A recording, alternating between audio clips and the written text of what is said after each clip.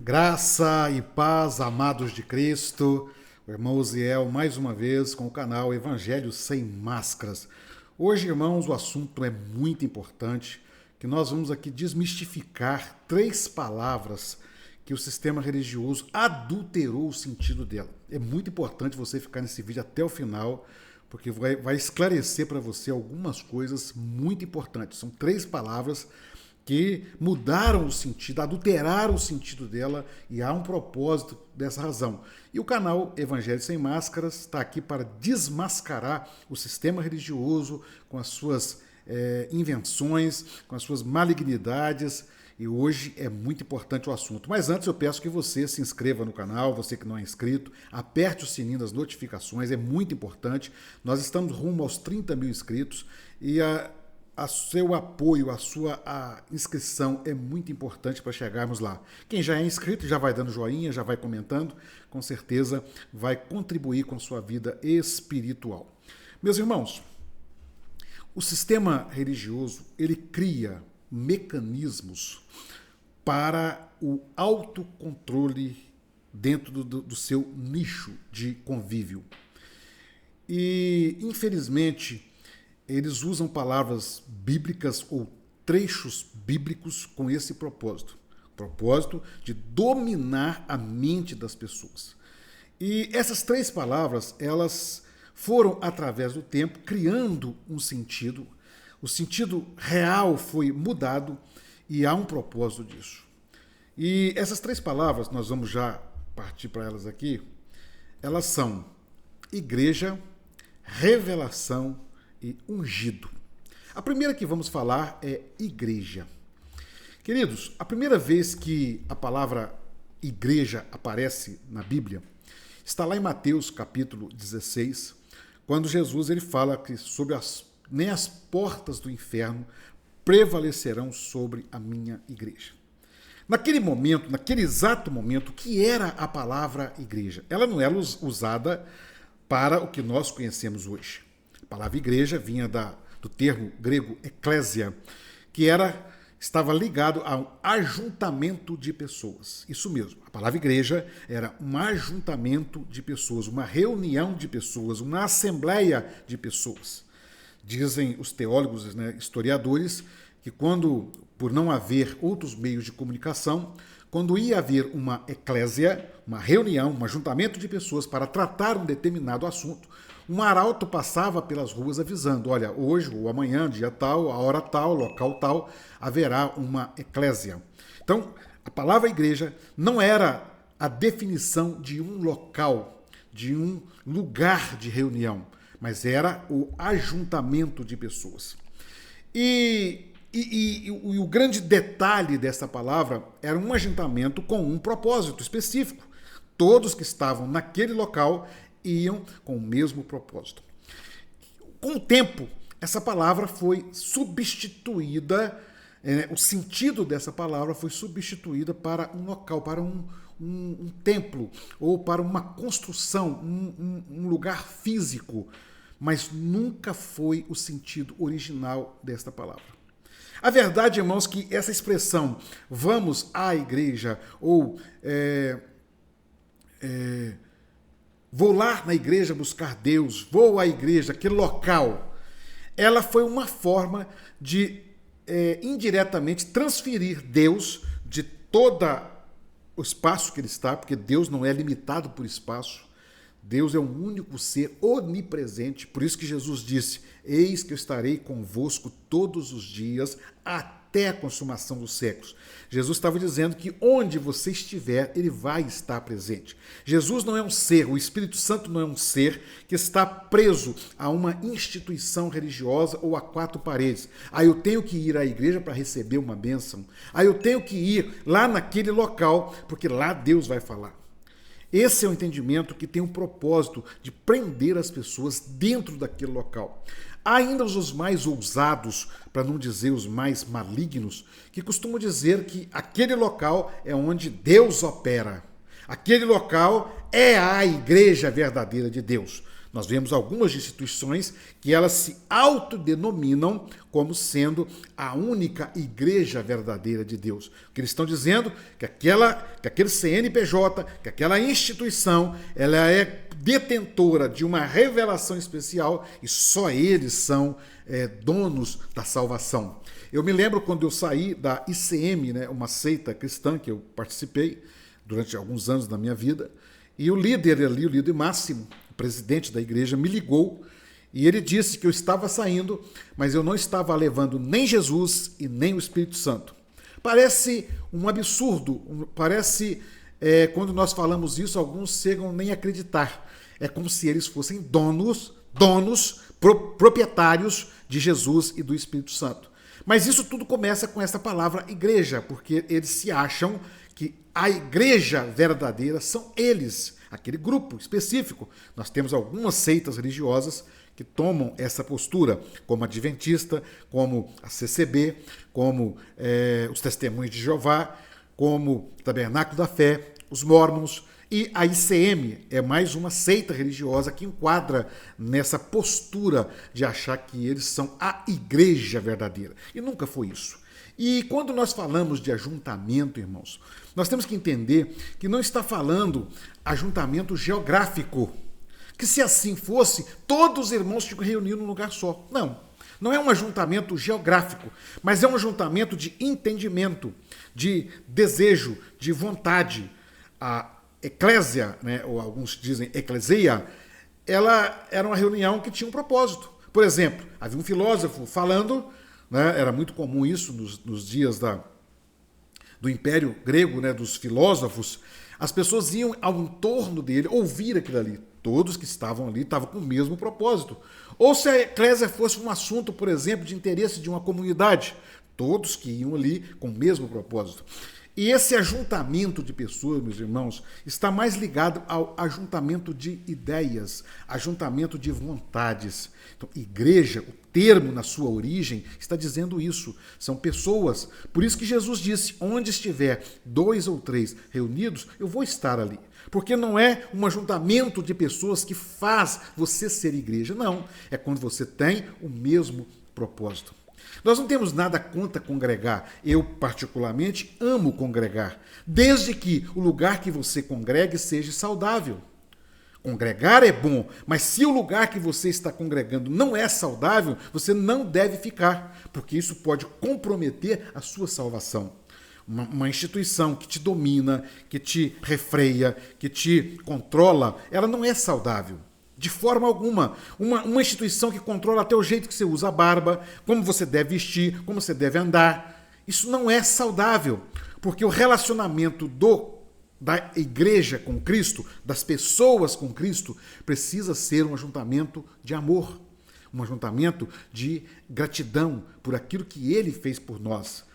O ajuntamento de pessoas, né, o relacionamento da igreja com Cristo não pode ser por ordenanças, por lei. De forma nenhuma precisa ser uma resposta de amor naquilo que Cristo quer. Tá certo? Então, isso é o verdadeiro significado da palavra igreja. Não confunda isso com 4 paredes, ou com um CNPJ, ou com uma instituição religiosa. Igreja é você quando está no mesmo propósito que aqueles que são verdadeiramente de Cristo. A segunda palavra, a palavra revelação. Eu coloquei aqui do entendimento bem simples, iluminar o entendimento. Meus irmãos, nós temos que voltar, para entender essa palavra, nós temos que voltar quando ela foi citada ali na palavra, no Novo Testamento, o que era na época, como era na época. Jesus havia partido, havia deixado os apóstolos, e havia os apóstolos trazendo, ou o que alguns chamam de sistematizando aquilo que Cristo havia ensinado. É muito importante entender que tudo que os apóstolos ensinaram coaduna perfeitamente com aquilo que Cristo ensinou, tá certo? Então, qualquer ensinamento que não coadunar com aquilo que Cristo ensinou é anátema aquele entendimento. Porque alguém pode pegar algum versículo bíblico e trazer aquele versículo em um entendimento particular e dizer, mas Paulo disse isso, contrário a Cristo? Não. todo entendimento dos apóstolos está totalmente alinhado com aquilo que Cristo ensinou. Eu gosto de pensar que Cristo é a chave hermenêutica de interpretação da Bíblia. Cristo, sob o olhar de Cristo, é que nós devemos interpretar a Bíblia. Por quê? Porque se eu não interpretá-la sob o olhar de Cristo, eu posso interpretar a Bíblia contrário àquilo que é a vontade de Deus. E a palavra revelação, ela está ligada justamente a isso. Porque naquele momento nós não tínhamos, a igreja, ela não tinha nas mãos o que nós temos hoje, o que é a Bíblia. Eles não tinham Atos dos Apóstolos, Atos estava acontecendo, eles não tinham os 4 evangelhos, eles não tinham as cartas de Paulo, de Pedro, de João, eles não tinham nas mãos isso. Os irmãos têm que entender que os apóstolos passavam, traziam a mensagem inicial, que era bem resumida. Muitas igrejas, os apóstolos passaram ali 1 ou 2 vezes apenas. Nós vamos ver Paulo, por exemplo, escrevendo a algumas igrejas, porque ele não tinha como ir pessoalmente naquela igreja. Então, era preciso que houvesse uma revelação do entendimento daquilo que era a vontade de Jesus. Então, havia ali uma ação de Deus na vida daqueles irmãos, primeiro dos apóstolos, e daquilo que os apóstolos iam determinando para que ampliasse o entendimento daqueles irmãos para compreender o que era a vontade de Deus, o que era o Evangelho de Cristo. E com o tempo, as cartas foram chegando e foram tomando lugar desse entendimento da vontade de Deus. Mas a palavra revelação, ela tem sido usada distorcidamente. Nós vamos ver em alguns grupos, a palavra revelação significou se tornou como se fosse um espírito de adivinha, né? A pessoa entra na igreja e alguém está lá adivinhando os segredos do coração dele. Isso não é o que o sentido bíblico está dizendo, irmãos, porque com isso abriu-se uma margem para os charlatões da fé. A verdade é essa. Nós estamos vendo pessoas aí nas igrejas adivinhando o número de CPF, adivinhando isso, adivinhando aquilo, sem contar as supostas revelações que são genéricas. Você está num culto, por exemplo, e aí o pastor fala: o Senhor revelou que entrou aqui uma mulher que está com um problema na família. São coisas genéricas. Qual reunião que tiver lá mais de 10 pessoas reunidas que não vai ter uma pessoa que não tenha um problema qualquer na família? Essas revelações genéricas, elas são mais, na verdade, uma isca para atrair ou para fisgar as pessoas para aquela instituição. A palavra revelação nunca foi para ser usada dessa forma, né? Outro entendimento da palavra revelação é as pessoas acharem que aquele grupo tem uma revelação especial de Deus, mesmo que não esteja na Bíblia. Esse é outro perigo muito usado nos dias de hoje.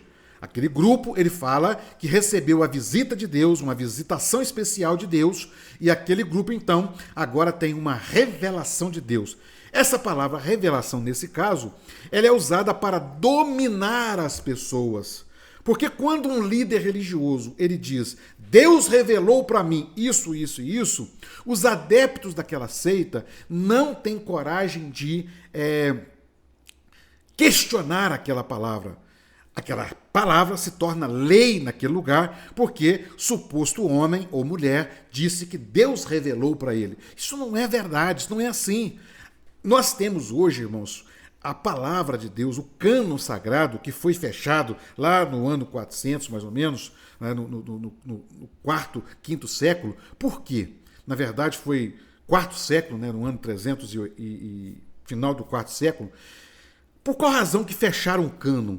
Porque estava surgindo, irmãos, todo dia coisas novas no Evangelho, coisas que não tinham sido pregadas pelos apóstolos, coisas que não tinham sido ensinadas por Cristo, nem pelos apóstolos. Então, os irmãos ali, os chamados pais da igreja, os bispos daquela época, os pastores daquela época, eles então reuniram e definiram que o cânon precisava ser fechado, porque senão o Evangelho de Cristo ia mudar completamente. Por isso foi fechado. Só que, recentemente, né, nos últimos séculos, nós estamos vendo homens se levantando e eles estão dizendo que estão recebendo revelações especiais de Deus.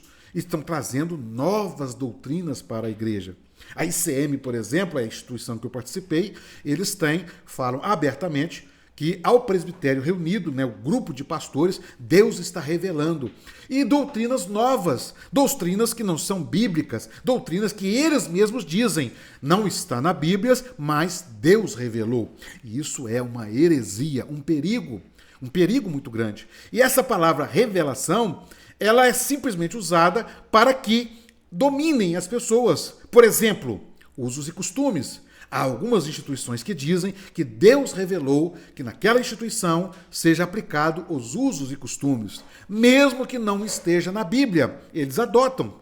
Qual é o interesse disso? Domínio sobre as pessoas. Irmãos, quando um líder religioso consegue te controlar do jeito que você usa a sua barba, ou o seu cabelo, ou o tamanho da saia ou da roupa que você veste, acabou. Ele domina toda a sua vida. Isso é estratégia. Isso é estratégia de controle, de domínio. Isso não tem nada a ver com santificação. Não tem nada a ver com espiritualidade. Isso é controle dos seus adeptos. Então a palavra revelação, ela é usada desta forma. E outra forma que ela é usada é para se autopromoção. É muito comum você estar na igreja, eu vi isso acontecer muitas vezes, a pessoa chega perto do outro e fala assim, ó, Deus me revelou que eu preciso orar com você. Irmãos, se Deus tocar no coração de alguém para orar para A ou B, não precisa alguém chegar perto daquela pessoa e dizer, ó, Deus me revelou que eu preciso orar para você. Isso é autopromoção. É tipo você dizer assim, ó, eu tenho uma intimidade especial com Deus, então Deus está falando comigo que você precisa de oração. Isso é autopromoção. Isso é a pessoa que quer se vangloriar como sendo íntima de Deus. Isso é um perigo. O que nós estamos vendo hoje de pessoas que estão dizendo que estão em intimidade com Deus, porque se autopromovem, eu tive uma revelação de Deus. E o pior, que as pessoas acreditam nessa baboseira, nessa mentirada. E as revelações, elas vêm da mais diversas ordens, desde uma coisa que a pessoa viu até uma coisa que isso foi provado nas redes sociais, que alguns pastores vão para as redes sociais, investigam sobre aquela igreja, sobre as pessoas ali e começam a profetizar, a ter revelações naquele culto. Um pecado, um absurdo, uma vergonha, mas estão fazendo. É muito comum, instituições como eu participei, a ICM, a pessoa sabe do problema do outro e ele vai ter no culto à noite uma revelação com aquela pessoa. Uma vergonha. Isso é nojento, é sujo, é podre, mas acontece. Então esse não é o verdadeiro sentido da palavra revelação. A outra palavra, irmãos, que eu quero desmistificar, desmascarar aqui hoje, é ungido. Ah, meus irmãos, essa palavra dá medo. Não toqueis dos ungidos de Deus. É isso mesmo. A unção bíblica, irmãos, estava relacionada à capacitação. Nós vamos ver isso, por exemplo, em Davi. Deus ungiu Davi para rei. Ele era uma criança. E Deus, então, por um período, capacitou Davi para se tornar rei de Israel. A palavra unção está ligada à capacitação. Mas o que o sistema religioso fez com esta palavra? Transformou nela em um título de homem poderoso. Não toque no ungido de Deus. Ah, Jesus amado.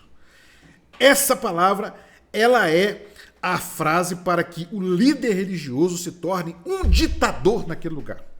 É muito comum, por exemplo, alguma pessoa dar dinheiro para a igreja, que não é para Deus, Deus não precisa de dinheiro. Quem precisa de dinheiro, irmãos, é o necessitado, é o que está precisando, é o que precisa comprar um remédio. Esse precisa de dinheiro. E os líderes gananciosos, que são mercenários da fé, eles precisam para construir impérios. Mas aí a pessoa vai lá na igreja e dá tudo que ele pode dar para a igreja. Aí ele fala assim, não, mas o meu pastor é ungido de Deus, e se ele errar, ele vai tratar com Deus. Que ignorância espiritual. É muito comum quando alguém vai questionar o seu líder religioso por alguma coisa errada que ele fez. Ó, meu irmão, cuidado, não toque no ungido de Deus. É isso aí. Essa palavra ungido foi distorcido, foi adulterado o sentido dela para que os seus líderes religiosos não sejam tocados. É uma vergonha, é uma coisa feia, triste, vergonhosa, mas é assim que está acontecendo. Nós não podemos confundir, porque a capacitação de Deus, ela vem sobre todos nós. Todos nós somos ungidos de Deus.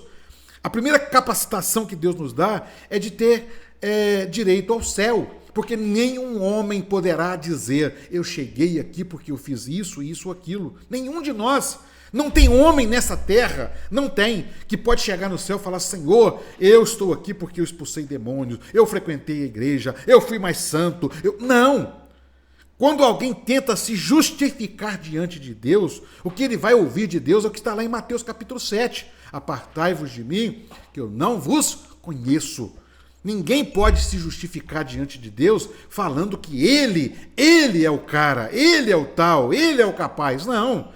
Todos nós somos capacitados por Deus. Nenhum homem é capaz por si só. Nenhum homem vai ter mérito da salvação. Então não há razão para que alguém se considere o ungido de Deus, que não pode ser questionado. É o contrário. Os nossos líderes precisam ser questionados, sim, porque eles também são homens, estão sujeitos a errar, estão sujeitos a pecar e precisam se arrepender e voltar atrás. Mas não, essa palavra é usada para domínio. Então, irmãos, eu trouxe hoje essas 3 palavras para os irmãos, nós temos mais para falar, mas essas 3 palavras precisam ser desmistificadas no nosso meio. A palavra igreja, a palavra revelação e a palavra ungido ou unção. Temos que parar com isso.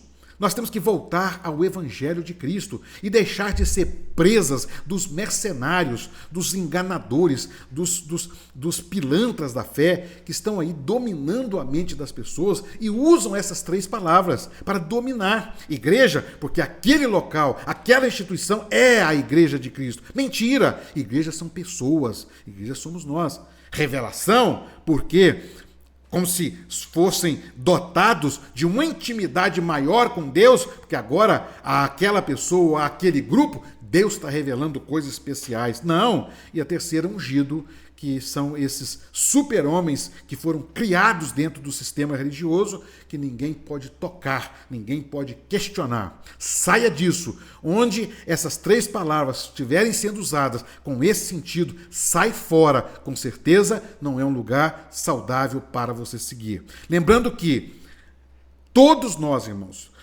somos seguidores de Cristo. E como seguidor de Cristo, nós temos que ter o exemplo Cristo. Cristo é o homem perfeito que é o nosso exemplo. A palavra cristão, ela tem 2 etimologias de significado muito simples. A primeira, que é seguidor de Cristo, é a mais usada. E a segunda é pequeno Cristo. O que é ser um pequeno Cristo? É ter Cristo como o alvo que eu devo imitar. Por isso que Paulo fala assim, sede vós meus imitadores, como eu sou de Cristo. Então todos nós somos igreja, temos uma capacidade de iluminação, porque a palavra de Deus é para nós, e todos nós temos uma unção de Deus sobre a nossa vida. Espero que tenha contribuído com você nesse esclarecimento, desmascarando aí essas mentiras, esses enganos, essas palavras adulteradas pelo sistema religioso e que possa contribuir com o seu crescimento espiritual. Meu amado irmão, eu peço a você que chegou até aqui, que ainda não deu joinha, vai dando joinha, comente aí alguma situação que você já viveu dentro desta palavra, e se você tem uma sugestão de vídeo, pode colocar aí que nós estaremos atendendo com o maior prazer. E até o próximo vídeo, se Deus quiser.